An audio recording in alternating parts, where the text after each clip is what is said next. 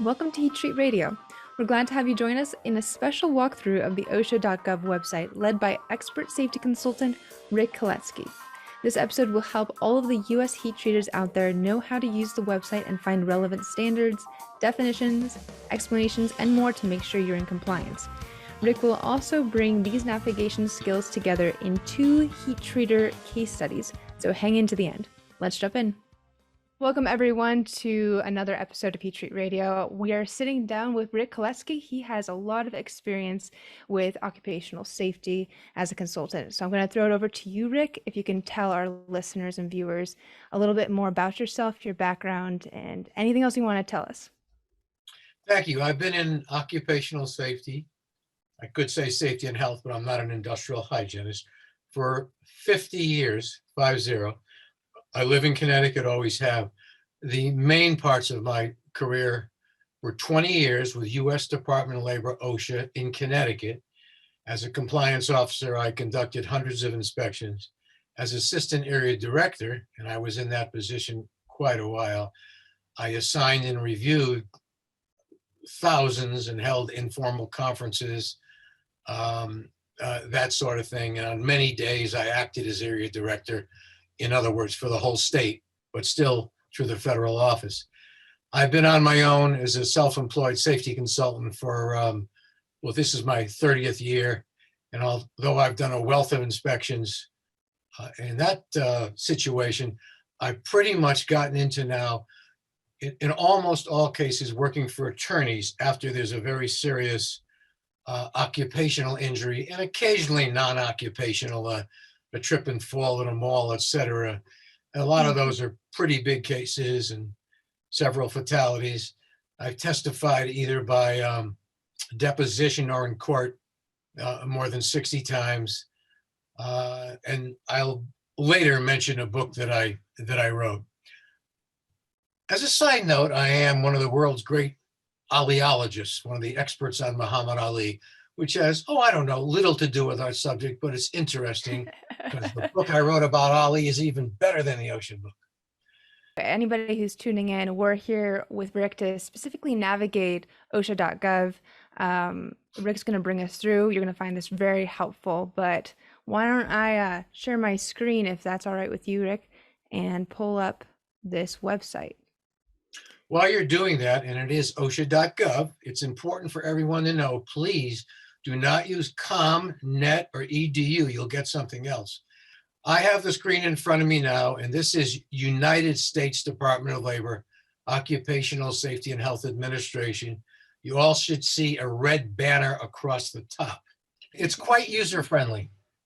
You can use it for many, many purposes. It's free. Well, why not use it? You can use it to find OSHA standards. You can use it to find directives and interpretations which give you an idea of what are some special things about standards that do not appear in them.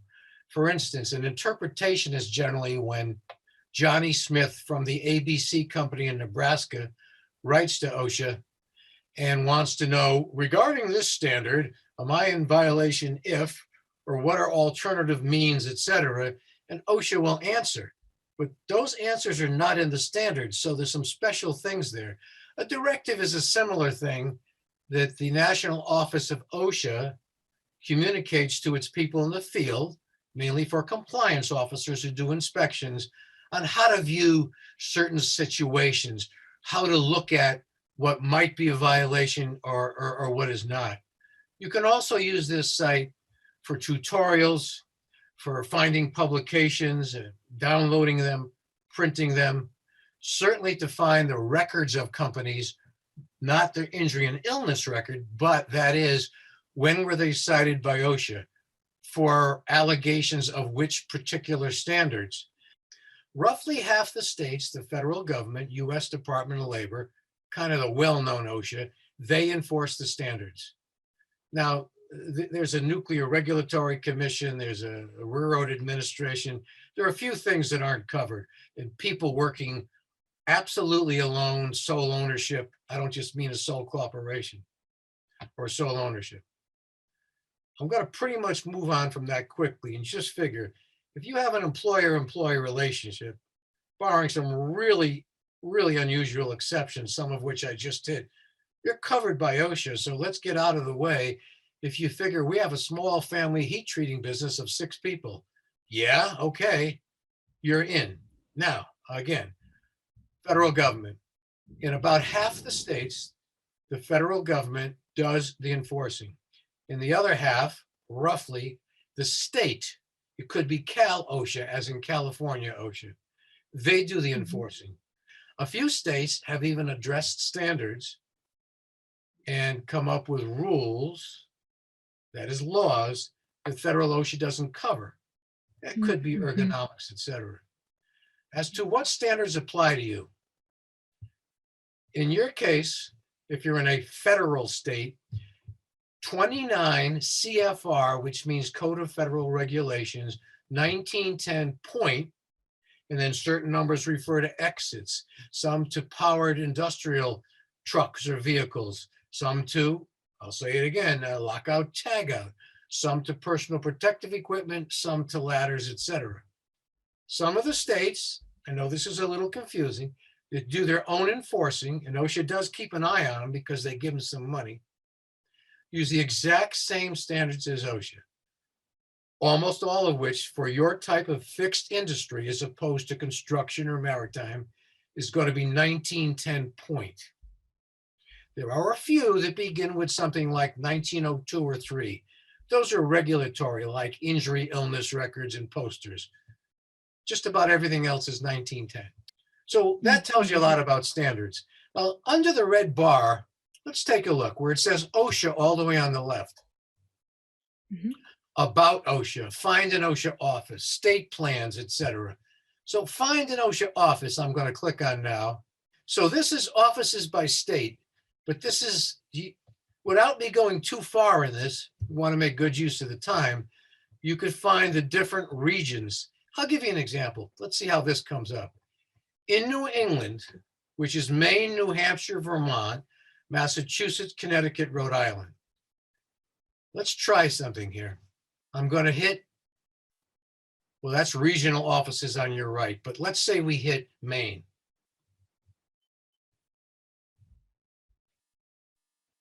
In Maine, the state plan there is something else. There's a federal OSHA office in Augusta, Maine. They have a jurisdictional area. And then there's one in Bangor, Maine. You might have to figure out which one covers you, but that's not going to be too difficult to do. That would be the one that would, for instance, visit you for an enforcement inspection. Now, every state has a consultation program. You see that for Maine. That means, pardon me if this may be evident, but people wonder about this. If you want, and you're a relatively small company, I don't know what they're looking for now in size of company by people or profit or whatever. You can get the state to come in for free as long as you're not in the middle of an enforcement inspection. You could say, I don't want to pay a private consultant. Sometimes there's value in doing that too. The state comes in, they tell you what they think is wrong. And if you're concerned that they'll run back to federal OSHA, no. They know that would freeze your interest. So therefore, for the most part, and I'll explain what that means, they tell you as far as they can tell, what needs to be done where you'd be perhaps breaking the law. They give you a while to deal with it. There's no penalty. Will they run back to the enforcement people, whether it be the federal people or in a state plan state, to the state enforcement people? Again, this takes a little thinking. They will not, ... unless you steadfastly refuse to correct something, even with extensions of time. You just say, I know that's serious, I'm not doing it. In theory, but this comes up about, I don't know, almost never would they go to the enforcement people. So the consultation is a good idea.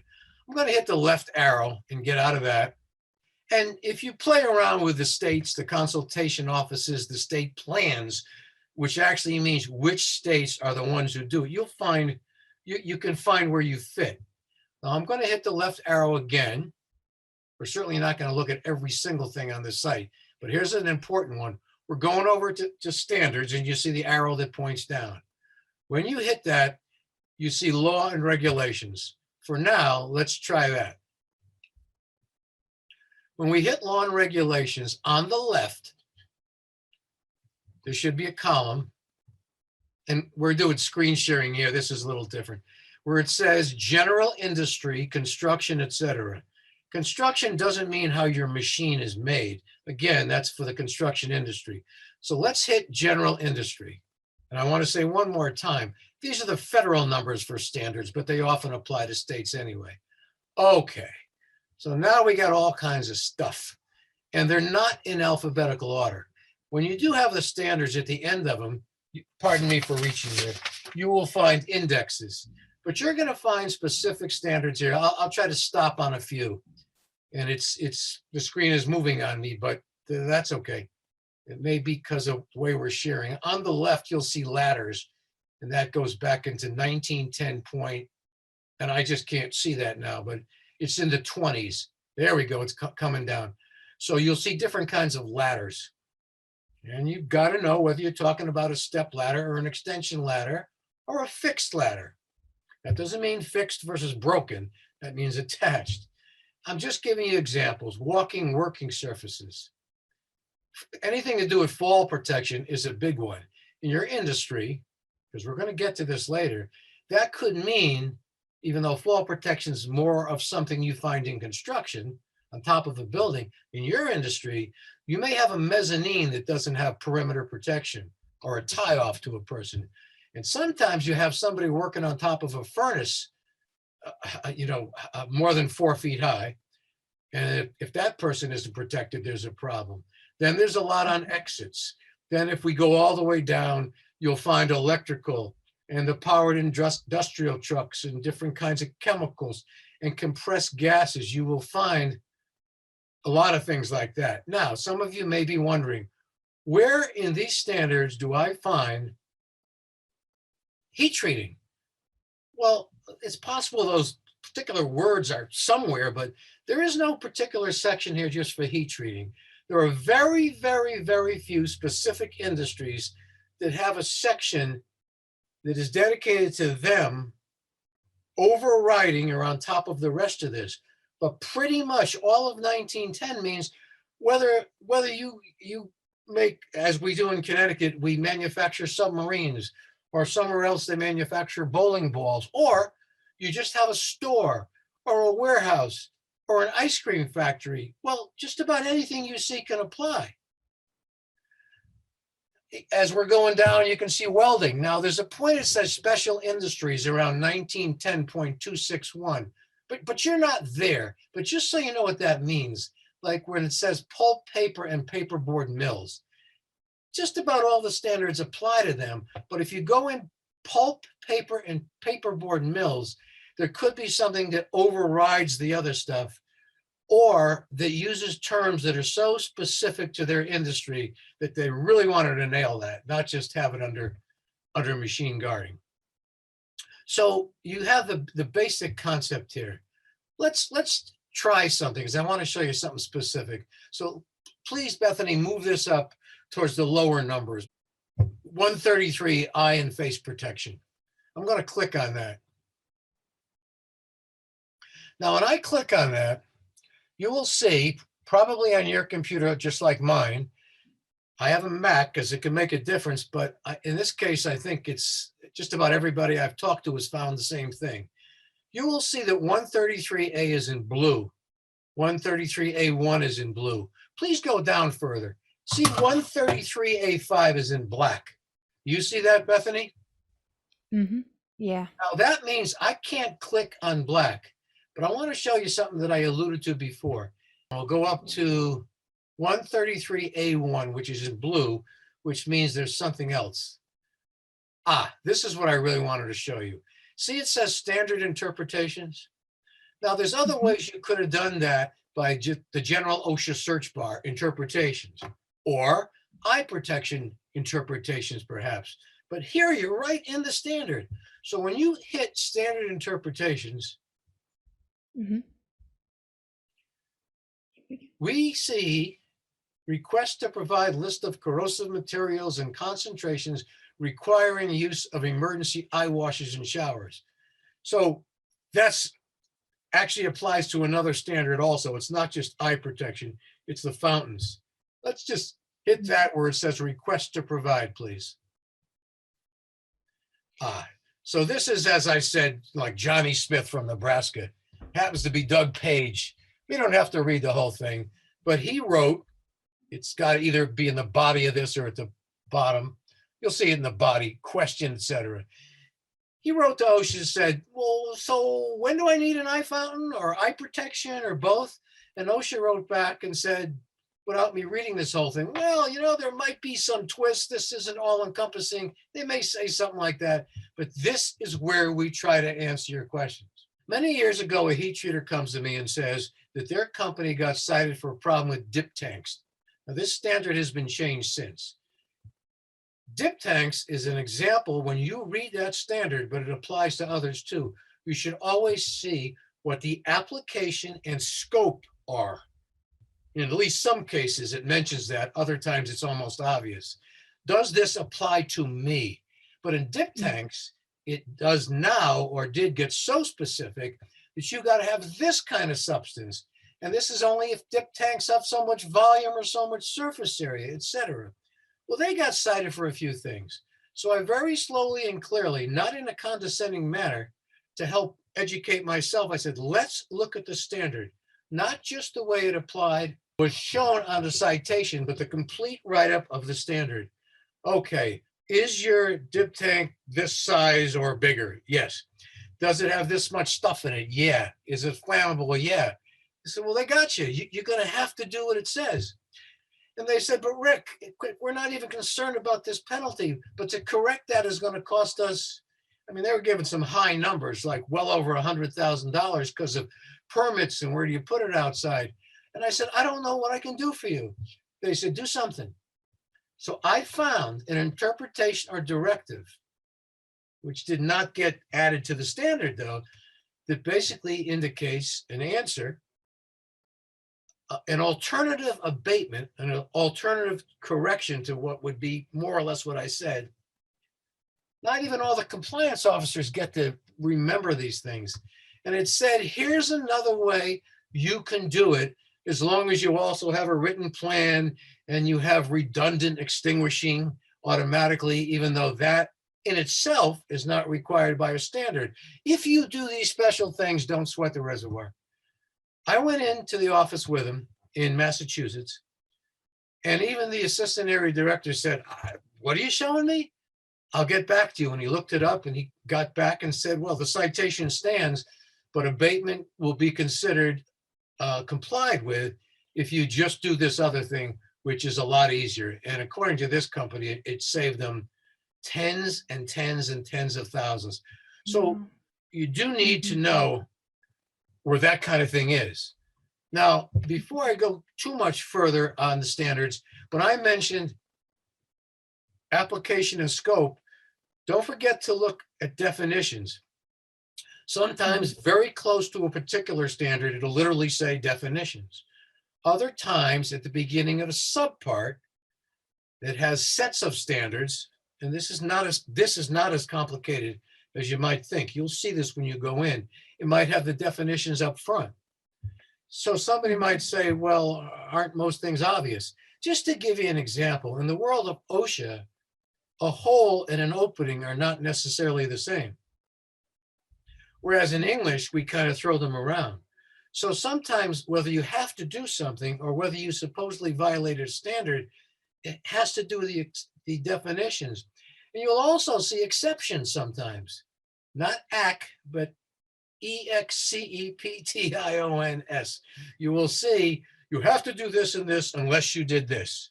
And one more thing on that, because I do it myself, gotta read carefully. It may say to comply with this standard, or it'll similar words, you have to do blank, blank, blank.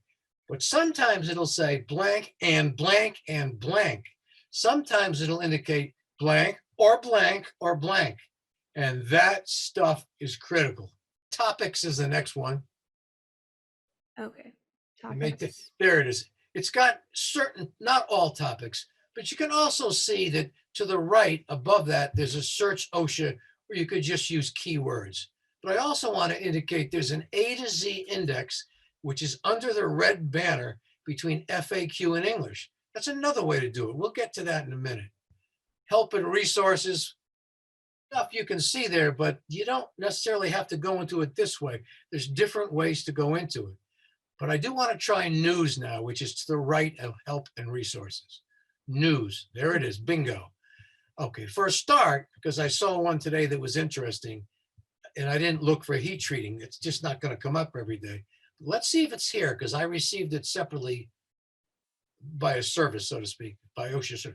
News releases. I'm going to hit news releases. I'm going to hit 2022, which is in that right column. See that? Bingo. Then I'm going to hit March. Let's see if it shows what came to me by another OSHA thing. Look at that first one. Yeah, click on it, OSHA National News Release. So you got an auto March parts 9th. seller. Now that doesn't mean that they heat treated the auto parts. This is a seller, but the point is they got a bill for $1.2 million. Are they going to argue that? Sure. I understand they're going to argue it. But I just want you to know there's some serious penalties out there. This is not your everyday one, but the penalties went up again in January of 2022. That is the maximum allowable for OSHA to cite under different categories. Now I'm going to hit the left arrow near the top because we want to go to one of the important things right now. There's a few ways to do this. I'm going to make it easy. On the right, under the red banner, see where it says A to Z index. Mhm. Bingo. Now there are publications under there for P. You don't have to get them sent to you and they print less. Now they want you to download them more. They're in English, they're in Spanish. They're not all encompassing. They might say that this is not a substitute for a standard. There's other things under there, but there's something I really want to show everybody in the A to Z list. So I'm going to go up to the D. You can do this a few ways. I'll just hit the D, although there it is, where it says data and statistics. All right, now where it says establishment search on the left, do not hit that yet, please. Establishment search means a particular company and specifically where they are, where OSHA visited. It doesn't matter if corporate was in another state or something like that. So before we go out of that, before we go to that, if you come down, you see things like search inspections by NAICS, which actually stands for North American Industry Classification System. Shows that near the bottom of this list. A SIC code, SIC, is a standard industrial classification. What does that gibberish mean? Here's what it means. Every company, not just that specific company, but whatever their business is, the government has given them a SIC number. But the government likes to use now, the federal government, an NAICS number, not just for Johnny's heat treat. Metal treating is generally 332811. And you could find that with keywords on the left without me telling you, but I'll show you where else, 332811. Now, everybody who makes pillows, I'm completely making this up, could be a 35062. Everybody who is primarily a septic tank service is a 17682, and every department store is a 48605. When the government does that, it could start to get close to figuring out in what industries there's the most problems of certain sorts. And you could find here on this left, particularly where it says frequently cited OSHA standards, you could find out in your type of business what is most commonly found. But here's a major caution in your particular business. There are certain kinds of factories that are all over the place, certain kinds of warehouses and stores. OSHA's shorthanded, and in the particular coding for I'm not talking about related industries, but pretty much metal treating and heat treating, the sampling for a year isn't that large. The population isn't that large. So when you see that, it could be skewed. OSHA might have only gone into a few places. It's still a nice touch. But even if you try to do this for various years, if you could pull that out of here, please understand they may find other things in your place. They darn well might find other things. Now let's go to establishment search. And I got a head on this so I could give you an example. See where it says establishment. I'm not picking on anybody. As a matter of fact, I found a couple companies that don't have a lot of stuff, and nobody should be embarrassed or anything like that. What I picked up, I believe we don't even have any willful violations alleged or repeated or failure to abate, which means failure to correct. In fact, the two examples I'm going to give you, you're not going to see many things cited. And I will brag to say, and I've been in heat treating places all over the country, I would have found more, no question. But this will show you how it works. At this point, we typed the name of a company into the search engine and began reviewing what other items one ought to refine when searching company records. Now you see where it says 2017 to 2022. We can open that up. That's a default 5 years. I would not open it up more than 10 years. I would not go back another 5 for this reason. The last time I looked, they could change this anytime. This system, not my computer, has a problem with large bytes. So if you're looking for 40 years, or you could probably find that information available, don't try it, please, in a 40-year byte. It doesn't understand. It gets indigestion sometimes. I wouldn't try more than 10 years at once. Now hit submit on the bottom left.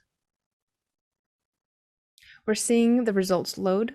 We typed the general name of the company versus the exact name. So various results are being displayed along the right column.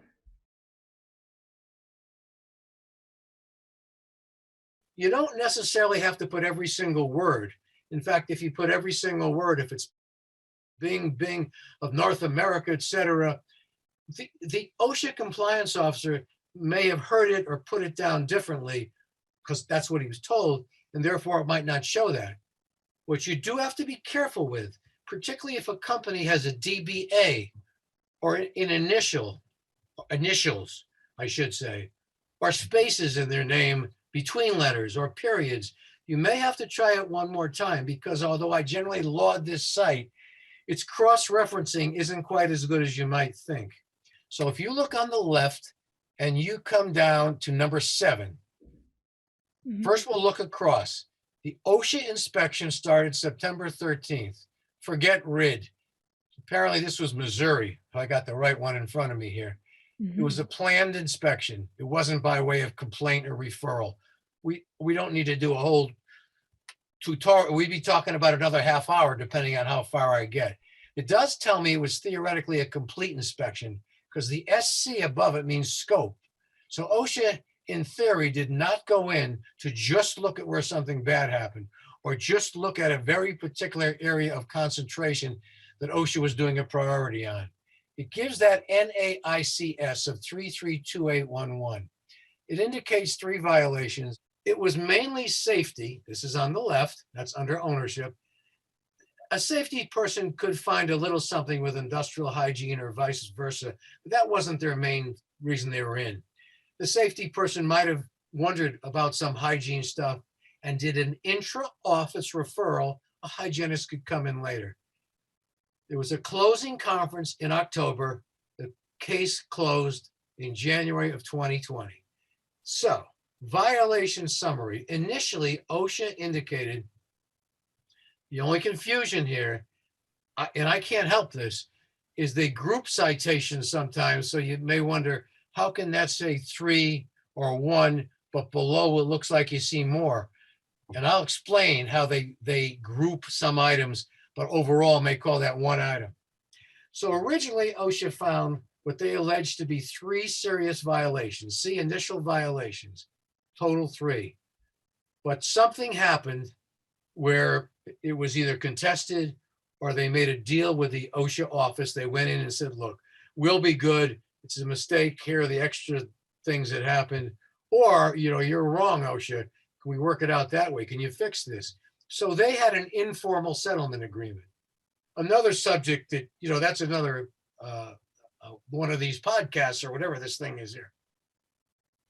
The initial penalty was 26 grand. It was cut to 7,000. All right, now we look below. This is what you really need to see. The way it stands now is this. OSHA doesn't usually have that many others. It's usually a lot of serious, but they made a deal with the company. The most important thing here is you don't have willful, failure to abate, or repeated. Those have a stigma to them. And those dollar amounts could be things you don't want to get involved in. So in the end, here's what the IT people in DC should fix. Under standard, you see something that looks like, what? What is that? Is that 19 million or 1,900,000? No. They should fix this. 1910.28, B in parentheses, 3 in parentheses, double I in parentheses. If a person doesn't understand, if they don't have experience with OSHA, they could say, what the hell is BO3, et cetera? What is 1,000,009? It means 1910 point.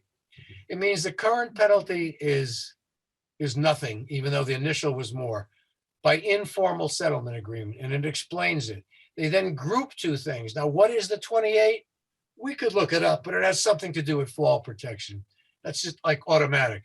178, two things to do with powered industrial vehicles, probably meaning fork trucks or something similar. 219, it has to do with power transmission equipment, belts, chains, gears, etc. That's how this works. You can look up any company to see how your competitors are doing, to really find out what your history was with OSHA. Now, at this point, Rick had one more important principle to underline, so we went back to the establishment search and searched another company and started scrolling through those results. We got some dates here. They had an initial penalty of 50,000, a current penalty of 16,000. That's just on serious. Then they had some other things changed. The penalty went from 50 to 20.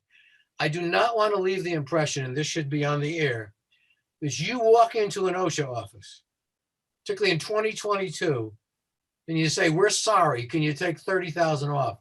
Don't bet on it. You better have a darn good reason to say we really should have a break. You shouldn't have cited us for it, or there were mitigating circumstances you didn't know about, or we really would appreciate, don't call this a repeated, call this a serious. Why? Because it really was something. You got to have something to say. In one case here, I picked this one out because this is different than the other company. You see deleted for number 2. So OSHA completely took out that 132A that way. They left off this personal protection one. Now, sometimes they take one out and they add one.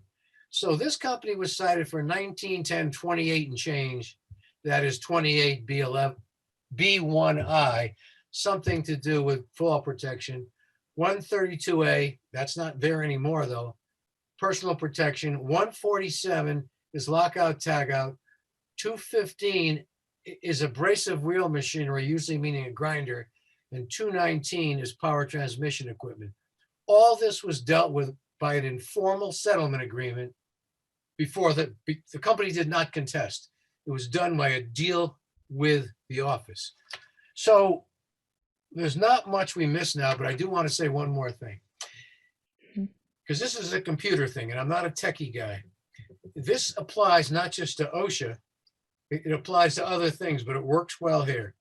If you pull up, on some computers, you hold down Control and you hit F, and you put that word in there. And I know that a lot of you may know that. On my computer, I would put down Command F, and I could shoot all the way to that word. Or in some cases, if I'm under ladders, but I'm not interested in step ladders. All I'm interested in is fixed ladders, the one that might be secured to a wall and then goes up to the roof through a hatch. Once you're in ladders, sure, we'll try that now. Go ahead. I mean, you're going to hit it for me, I guess, 23. Yeah. And pardon me, the only reason I'm talking quickly, I could talk really slowly, but I know that just takes a lot of time. So let's try something. See if we can do it simultaneously or you do it. I'm going to put on my computer Command F. Can I do it on mine? Yeah. So now I'm going to put the word fixed, Fixed, because although you might be interested in a lot, all you want to know is, besides overall stuff with ladders, is there stuff really particular to those fixed ladders?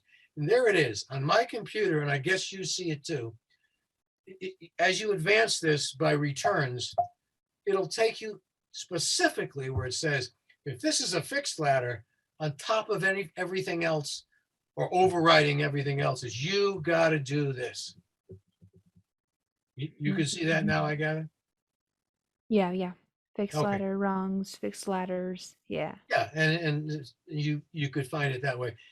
When I first learned this, and it actually happened to be after talking to an OSHA IT guy many, many years ago, and then I realized you can do this for the vast majority of documents that you'll run into on a computer. Man, this could save you stuff.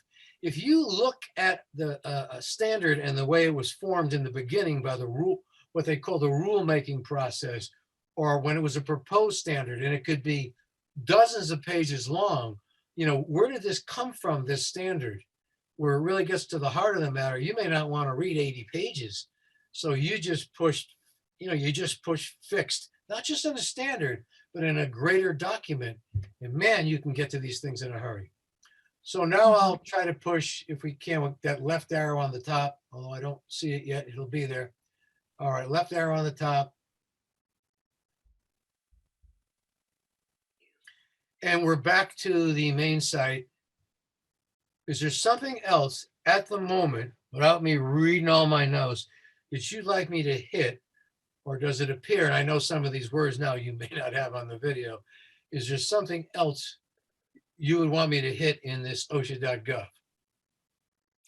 No, but I think that this is really important for heat treaters out there. If you're being cited for something, or if you're interested in, like Rick's been saying, if you're interested to see what type of standards might be pertinent to you. And to be honest, for the heat treat industry, it's not that particular, but you might find that there are things that you do repeatedly, if it's fixed ladders, if it's high places, that you need to know about.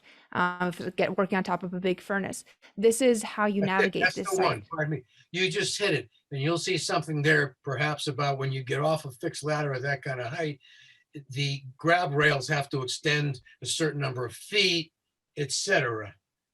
And let me, if I may, add something. And I know that we'll build in a little later. It's not quite there yet. Mhm. I'm self-employed.